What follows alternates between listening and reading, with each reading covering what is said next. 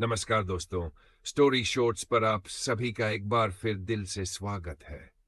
दोस्तों, आज हम एक और खौफनाक कहानी लेकर आए हैं जो आपके रीड में सीधे सिहरन भर देगी और आपको सीधा उसी पुराने ब्रिटिश दौर में ले जाएगी। ये कहानी है मशहूर ब्रिटिश शिकारी और लेखक ह्यूज एलन की। दूसरे विश्व युद्ध के बाद जब वह सेना की सेवा से मुक्त हुए तो वे भारत लौट आए और मध्य प्रदेश के घने जंगलों के बीच मांडिखेरा नाम की जगह पर उन्होंने जमीन खरीदी और यहीं जंगल के बिल्कुल करीब वे बस गए। शहर की आरामदेह जिंदगी छोड़कर उन्होंने चुना जंगल का सन्नाटा, जहां रातें खामोश नहीं होती बल्कि कुछ कहती है। यहीं रहते हुए उन्होंने बाघों को करीब से देखा, उनके शिकार को समझा और उन कहानियों को जिया जिन्हें पढ़ना भी आज रोंगटे खड़े कर देता है। लेकिन यह कहानी उनकी बाकी सभी कहानियों से अलग है। यह वह रात है जब एक अनुभवी शिकारी बाघ के आने के लिए पूरी तरह तैयार था, लेकिन जिस चीख ने जंगल को चीर दिया उसने ह्यूज एलन को भी हिलाकर रख दिया था। तो दोस्तों, अगर आपको पसंद है असली जंगल कहानियां, ब्रिटिश दौर के शिकारी और रूह कंपा देने वाला सस्पेंस, तो अभी लाइक कीजिए, चैनल को सब्सक्राइब कीजिए और बेल आइकन जरूर दबाएं ताकि जंगल की कोई भी खौफनाक कहानी आपसे छूट न जाए। तो तैयार हो जाए ह्यूज एलन की जिंदगी की सबसे अजीब और सबसे डरावनी कहानी सुनने के लिए, जिसका नाम है तीसरा शिकार। भाग पहला, तीसरा शिकार। ये बाघ के साथ ह्यूज एलन की सबसे अजीब मुलाकात थी और यह सबसे डरावनी भी थी। हालांकि अंधेरे में जो डर अचानक उन्हें जकड़ गया था, उसका बाघ के चुपके से आने से उतना संबंध नहीं था। उसकी उम्मीद उन्हें थी, लेकिन चीख की उम्मीद नहीं थी। जब वह चीख रात के सन्नाटे में गूंजी तो ह्यूज एलन पूरी तरह सन्न रह गए। बाघ चीखते नहीं हैं और मीलों तक ऐसा कुछ नहीं था जो ऐसी आवाज निकाल सके। ये ऐसी आवाज थी जो उन्होंने जंगल में पहले कभी नहीं सुनी थी। जब वह आवाज दोबारा आई तो उनके मन में जंगल के भूतों के बारे में सुनी हुई सारी कहानियां एक साथ उमड़ पड़ी। शुरुआत में ये उन मौकों में से एक था जब पहरा देना पूरी तरह बेकार लग रहा था। सच कहें तो सफलता के आसार इतने कम थे कि ह्यूज एलन लगभग गए ही नहीं। सबसे पहली बात जिसने उन्हें रोका वह था दिन का समय। जब शिकार की खबर मिली, दोपहर के 3:30 बज चुके थे। इसका मतलब था कि किसी भी तरह की तैयारी के लिए बहुत कम समय था। शिकार 5 मील दूर था और ठंड के मौसम के कारण रात जल्दी उतर आती थी। जब तक वे वहां पहुंचते लगभग पूरा अंधेरा हो चुका होता। आखिरकार समझदारी ने उन्हें जाने पर मजबूर कर दिया। ये एक ऐसा मौका था जिसे वे नजरअंदाज नहीं कर सकते थे। भले ही सफलता की संभावना बेहद कम थी, उनके मन में अपने जानवरों का ख्याल था। मवेशियों का शिकार करने वाला बाघ एक बड़े इलाके में घूमता है और ये बाघ उनकी जागीर में घुसकर दूसरा मौका मिलने से पहले ही भारी नुकसान कर सकता था। खबर मिलने के 20 मिनट बाद ही ह्यूज एलन मोगरा की धूल भरी सड़क पर तेजी से बढ़ रहे थे। 1 घंटे के भीतर वे गांव पहुंच गए। वहां उनकी मुलाकात मुखिया और कुछ ग्रामीणों की भीड़ से हुई। मुख्य बातें जानने में बस कुछ ही मिनट लगे। दोपहर के कुछ ही समय बाद शिकार किया गया था। बाघ मृत गाय को घसीटकर जंगल के उस हिस्से में ले गया था जहां एक छोटी सी खाई गुजरती थी। लगभग 2 बजे पास के एक पेड़ पर मचान बनाकर बैठे 4 ग्रामीणों ने शव को देखा था। मचान पूरा होने के बाद शिकार को बांध दिया गया। फिर उनमें से एक व्यक्ति ह्यूज एलन को बुलाने गांव गया।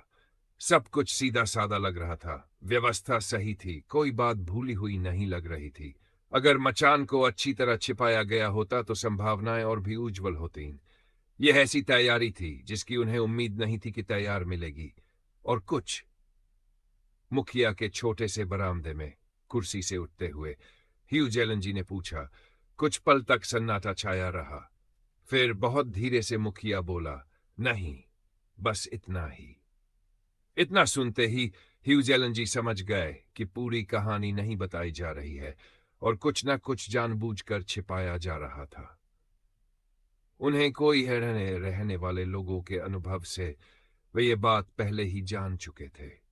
अगर कोई जानकारी बाघ का शिकार रुकवा सकती थी तो गांव वाले अक्सर उसे छुपा लेते थे। उन्हें लगता था कि इससे बाघ वापस नहीं आएगा। पक्के आशावादी होने के कारण और अपने अलग ही हास्यबोध के चलते वे शिकारी को पूरी रात जागने देते थे, जबकि वे खुद जानते थे कि यह पहरा लगभग बेकार होगा। लेकिन ये जंगली लोग सीधे साधे होते हैं। अगर वे कुछ छिपा रहे हों तो कुछ सीधे सवाल पूछने पर बात अक्सर बाहर आ ही जाती है। ह्यूज एलन जी का तीसरा सवाल निर्णायक साबित हुआ। उन्होंने पूछा कि उन चारों आदमियों के जाने के बाद क्या कोई मचान के पास आया था। कुछ देर की चुप्पी के बाद मुखिया के मुंह से बस एक हल्की सी गुर्राहट निकली। फिर तेज फुफकार के साथ उसने पान का रस बरामदे से बाहर थूक दिया। जंगल के आदमी का यह सीधा जवाब टालने का तरीका था। यह इशारा हां भी हो सकता था और ना भी।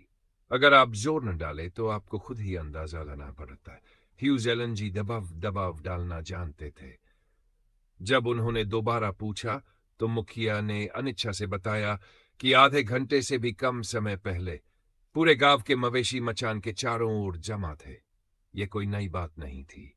भारतीय झुंडों की देखरेख आमतौर पर छोटे लड़के करते थे। दुनिया के हर कोने की तरह वे भी जिज्ञासु और शरारती थे।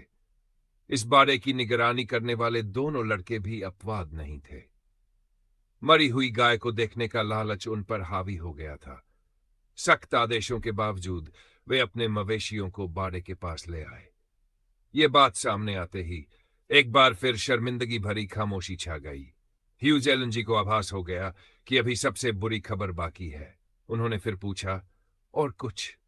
उत्तर देने से पहले पान की एक और फुफकार हवा में गूंज उठी। फिर मुखिया ने धीरे से स्वीकार किया कि वास्तव में कुछ और भी हुआ था। मृत गाय के पास अचानक झुंड में भगदड़ मच गई थी। धूल का गुबार उठा और पूरा झुंड भागता हुआ गांव की ओर लौट गया।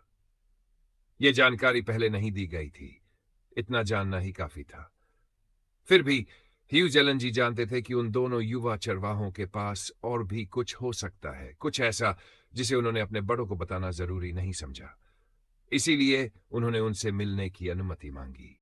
मुखिया हंसते हुए बोला कि वे बदमाश लड़के वापस नहीं आए हैं।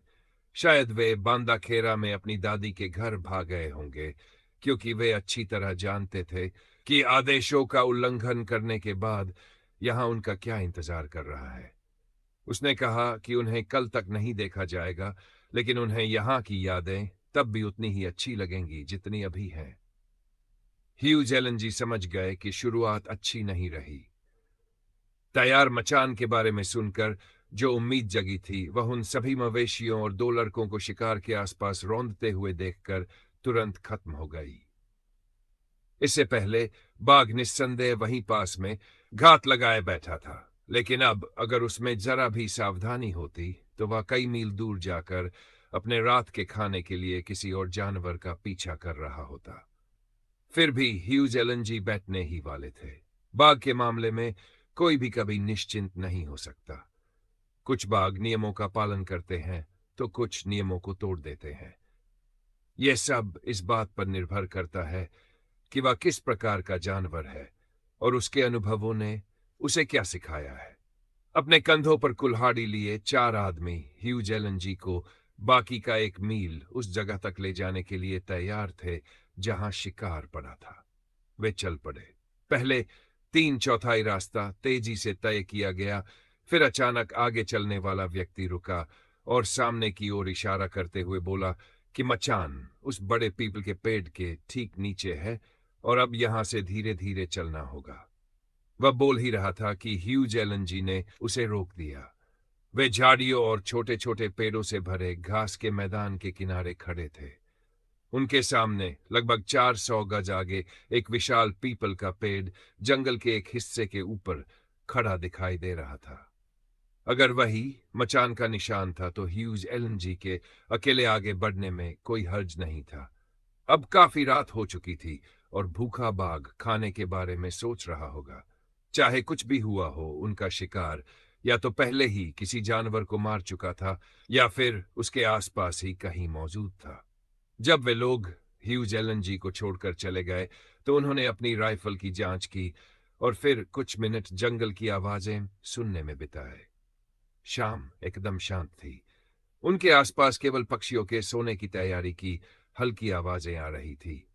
उनमें से कोई भी उत्तेजित नहीं था। इसका मतलब साफ था कि आसपास कोई बड़ा जानवर शिकार की तलाश में नहीं घूम रहा था। घास के बीच से गुजरते समय सन्नाटा पसरा हुआ था। 15 मिनट बाद जंगल का वह हिस्सा और विशाल पीपल का पेड़ 50 गज आगे दिखाई देने लगा। उन्होंने बिना किसी घटना के घास पार कर ली थी और कहीं भी बाघ की मौजूदगी का कोई आभास नहीं हुआ था। ह्यूज एलन जी फिर रुक गए और ध्यान से सुनने लगे। सब कुछ शांत था, लेकिन जैसे ही वे आगे बढ़ने वाले थे, अचानक उनकी नजर एक हलचल पर पड़ी। वे अब भी झाड़ियों और घनी वनस्पतियों से घिरे हुए थे और हवा का नामो निशान नहीं था। फिर भी उनके बाईं ओर कुछ दूरी पर झाड़ियों के एक झुंड की निचली पत्तियां अचानक हिल उठीं। उन्होंने आधा मुड़कर उधर देखा। हलचल रुक चुकी थी। फिर भी उनकी आंखें पूरे 1 मिनट तक उन पत्तियों पर टिकी रहीं, ये देखने की कोशिश में कि वहां कुछ ऐसा है जो वहां नहीं होना चाहिए। अचानक वह चीज दिखाई दे गई। लाल भूरे रंग का एक धब्बा उनकी नजर को झाड़ियों के पीछे ले गया। एक बड़ा जानवर लंबी घास में दुबका हुआ था। उसका दिखना इतना अचानक था कि ह्यूज एलन जी सहज ही हमले के लिए खुद को तैयार कर बैठे। लेकिन घास में छिपी वह चीज हिली तक नहीं। न पूंछ हिली, न कान फड़के। उन्होंने और गौर से देखा। तभी काले रंग का एक धब्बा और सफेद रंग का एक छोटा सा निशान दिखाई दिया। एक काली नाक आंख का सफेद भाग आसमान की ओर घूर रहा था।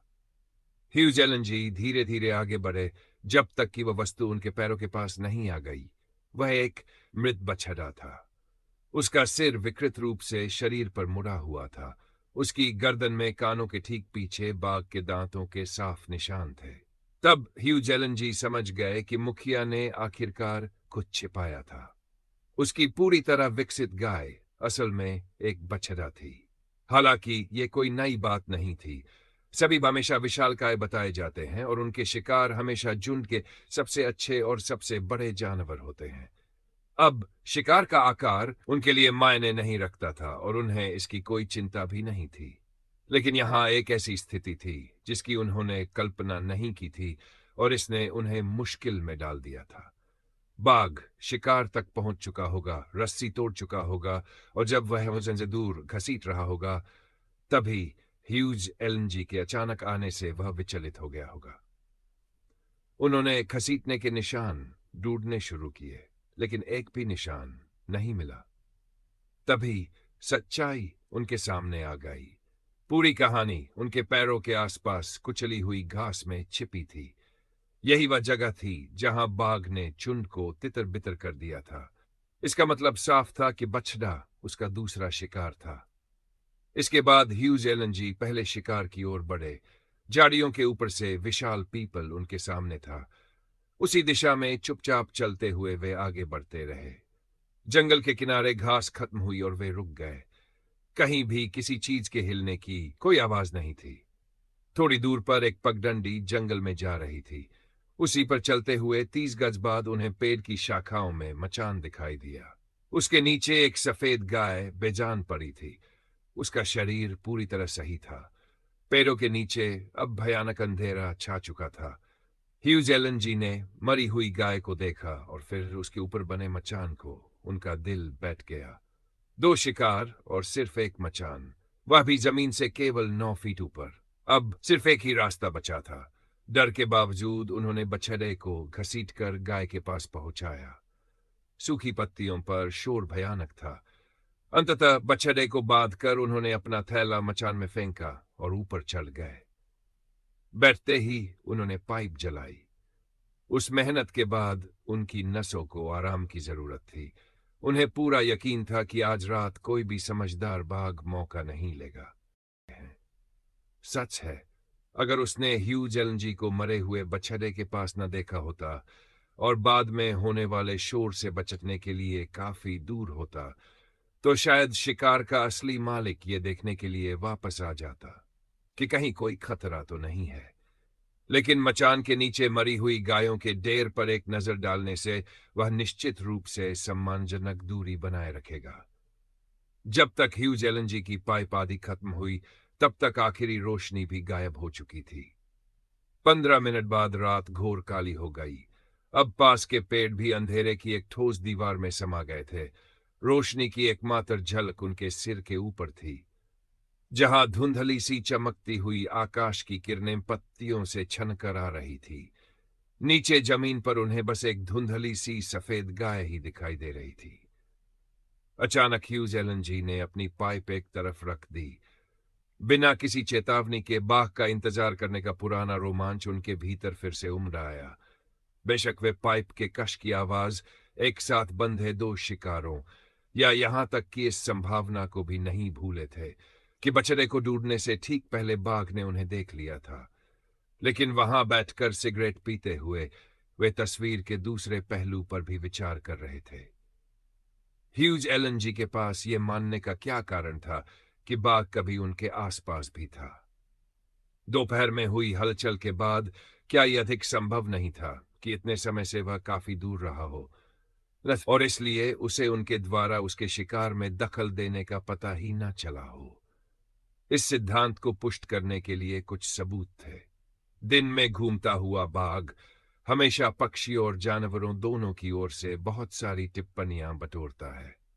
फिर भी जिस क्षण से ह्यूज एलएनजी ने घास पार करना शुरू किया था, तब से लेकर अब तक किसी भी जीवित प्राणी ने चेतावनी की आवाज नहीं निकाली थी।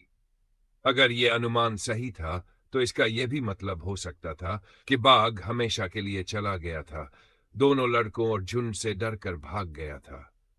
अब उन्हें पहली बार यह सोचने पर मजबूर होना पड़ा कि यह वास्तव में किस तरह का जानवर था, क्योंकि वह या तो मवेशियों का पक्का हत्यारा हो सकता था या फिर सिर्फ एक सामान्य बाघ।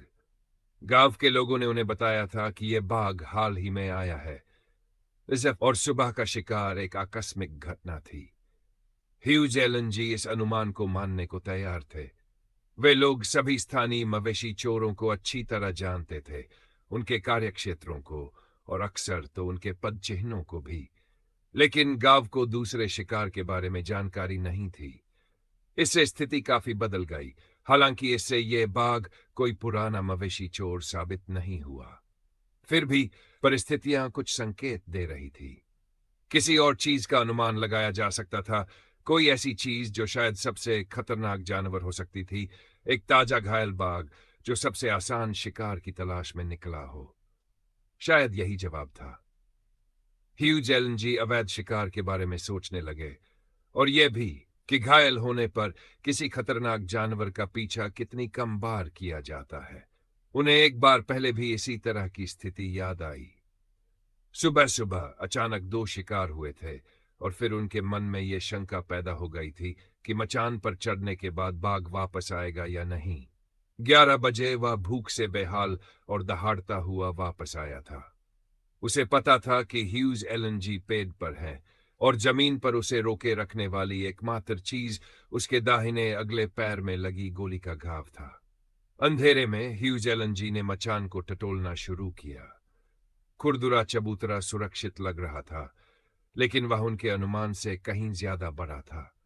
असली समस्या तो उसकी जाली थी, बेहद गंदी, कहीं मोटी तो कहीं पतली। किसी शकी बाघ को यह पसंद नहीं आएगा, और अगर उसे पेट पर बने किसी ऐसे ही दिखने वाले डांचे से चलाई गोली से चोट लगी हो, तो उसे और भी बुरा लगेगा। उन्होंने जमीन की ओर देखा। गाय द्वारा बनाया गया धुंधला सफेद धब्बा लगभग 9 फीट दूर था। मचान बहुत नीचे था। अगर बाघ सचमुच घायल था और बदला लेने के मूड में था, तो उसे छलांग लगाने की भी जरूरत नहीं थी। बस एक आसान पहुंच से वह बैठे हुए शिकार को उसके घोंसले से नोचकर उठा सकता था। ह्यूज एलएनजी को पेड़ पर और ऊपर चढ़ना अच्छा लगता, लेकिन अब चलना नासमझी होती। बाघ चुपचाप आता है, और उसके तेज नजर और कान वाले लोग शायद पहले से ही आसपास देख रहे हो और सुन रहे हो। चुपचाप रहना ही बेहतर था। जमीन पर सूखे पत्ते बिखरे हुए थे, और अगर किस्मत अच्छी रही तो शायद उन्हें उसके आने की आवाज सुनाई दे जाए। अब 9 बज चुके थे और ठंड बढ़ रही थी। ठंडी हवा और उनके परेशान करने वाले विचारों ने उन्हें कंपा देना शुरू कर दिया था। उन्होंने धीरे से अपना थैला उठाया। उन्हें गर्म कॉफी चाहिए थी। उन्होंने 2 कप कॉफी पी और फिर जंगल की आवाज सुनने के लिए आराम से बैठ गए। रात एकदम शांत थी और आवाजें दूर तक सुनाई दे रही थीं। 1 मील से ज्यादा दूर गांव में उन्हें एक कुत्ते के भौंकने की आवाज और डोल की धीमी थाप सुनाई दे रही थी। गौशालाओं से मवेशियों की घंटियों की झंकार आ रही थी, लेकिन उनके आसपास सन्नाटा छाया हुआ था। जंगल की रात की सामान्य आवाजें थी, लाखों कीड़ों की चहचहाहट, पत्तों की सरसराहट, छोटे सरीसृप और कृंतक पत्तों की चादर पर सरसराहट करते हुए घाटी में बने एक तालाब से मेंढकों की नीरस टर्राहट। अब आधी रात के कुछ ही देर बाद का समय था और बहुत ठंड थी। लंबे समय तक जागने से उनके हाथ कांप रहे थे और उन्हें नींद आ रही थी, इसलिए उन्होंने फिर से थर्मस ढूंढा। उनके हाथ ठंडे और बेजान थे। ढक्कन खोलते ही हल्की सी चरमराहट हुई। अगले ही पल उन्हें अपने दिल की धड़कन सुनाई दी और उन्होंने पीछे की ओर सुनने के लिए अपना सिर तेजी से दाईं ओर घुमाया। अभी अभी जो हल्की सी आवाज उन्होंने सुनी थी वह ऐसी थी जैसे किसी भारी पंजे के नीचे कोई सूखा पत्ता धीरे धीरे कुचल रहा हो। फिर वही आवाज आई। आवाज उनके ठीक पीछे से आई थी, ज्यादा दूर नहीं। अब ह्यूज एलन जी को यकीन हो गया था कि कोई जानवर मचान की तरफ रेंग रहा है। क्या है ये वे कुछ पल के लिए समझ नहीं पाए। लकड़बग्घे और सियार भी शिकार के पास रेंगते हुए आते हैं और काफी परेशानी खड़ी कर सकते हैं, लेकिन कुछ ऐसा था जिसे शब्दों में बयान नहीं किया जा सकता, जिससे पता चलता है कि जानवर कौन है। और एक पल बाद उन्हें पता चल गया। मचान के पीछे एक बाघ था। बेहद धीमी गति से ह्यूज एलन जी ने बोतल को एक तरफ हटाया। राइफल की नली उनके पैरों के बीच टिकी थी और बट उनकी जांघ पर। उनके हाथ धीरे धीरे उसकी ओर बढ़े और उन्होंने उसके अगले हिस्से और हैंडल को पकड़ लिया। इंच दर इंच उन्होंने उसे अपने कंधक उठाया। नली का मुंह शिकार की ओर था। इस स्थिति में वे अगली आवाज सुनने के लिए कान लगाए बैठे रहे। और दोस्तों, आज की ये कहानी यहीं पर रोकते हैं। बाकी की कहानी हम अगले भाग में जानेंगे। आगे आप जानेंगे कि उस तीखी चीख का रहस्य क्या था, बाघ आखिरकार ह्यूज एलन जी के करीब आया या नहीं, और जंगल में छुपा और कौन सा खतरनाक राज उजागर होने वाला है। अगर आप यह रहस्य और जानना चाहते हैं तो वीडियो को लाइक और शेयर करना मत भूलिए। और हाँ, सब्सक्राइब करें हमारे चैनल को और बेल आइकन दबाएं ताकि अगला भाग आप मिस न करें। तो मिलते हैं अगले भाग के साथ। तब तक के लिए आप सभी अपना ख्याल रखना और शुभ रात्रि।